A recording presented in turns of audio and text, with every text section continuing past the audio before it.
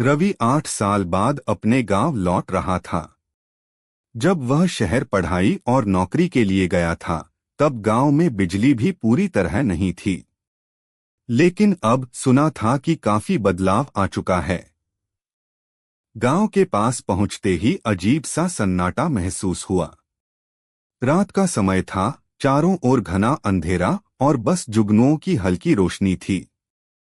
रवि जैसे ही घर पहुंचा, दरवाजे पर पुरानी लोहे की सांकल लगी मिली। वह कुछ देर तक दरवाजा खटखटाता रहा, फिर हल्के से धक्का दिया तो दरवाजा खुद ब खुद खुल गया। अंदर दाखिल होते ही उसे घर में एक अजीब सी गंध महसूस हुई, जैसे कोई बहुत पुरानी चीज सड़ रही हो। उसने देखा कि घर बिल्कुल वैसा ही था जैसा उसने छोड़ा था, बस हर चीज पर धूल की मोटी परत जमी थी। रात हो चुकी थी, इसलिए रवि ने सोने का फैसला किया। जैसे ही वह चारपाई पर लेटा, उसे महसूस हुआ कि कोई कमरे में उसकी हर हरकत को देख रहा है। उसने उठकर इधर-उधर देखा, पर कुछ नहीं दिखा। उसे लगा शायद सफर की थकान की वजह से ऐसा महसूस हो रहा है। अगली सुबह वह गांव में अपने बचपन के दोस्तों से मिलने निकला। लेकिन गांव में एक अजीब सा माहौल था।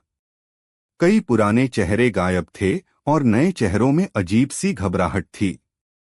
जब उसने अपने पड़ोसी रामलाल काका से पूछा, तो उन्होंने नजरें झुका लीं।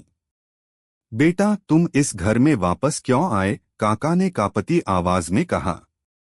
रवि को यह सवाल अजीब लगा। क्यों काका? यह तो मेरा ही घर है।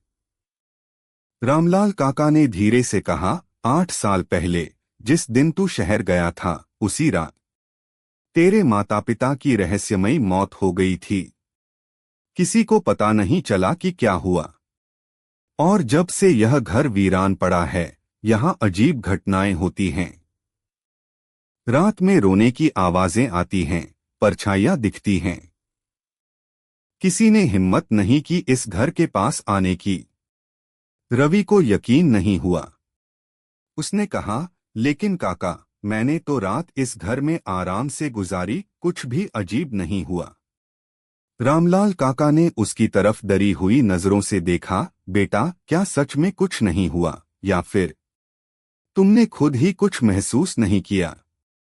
रवि को अचानक रात की वो अजीब सी गंध और निगाहों का एहसास याद आया। उसे ठंडी सी झुरझुरी हुई। उसी रात रवि ने घर के एक पुराने संदूक को खोला, जो उसके माता पिता के कमरे में रखा था। जैसे ही उसने उसे खोला, अंदर से एक पुराना पत्र निकला। उसमें लिखा था, रवि, अगर कब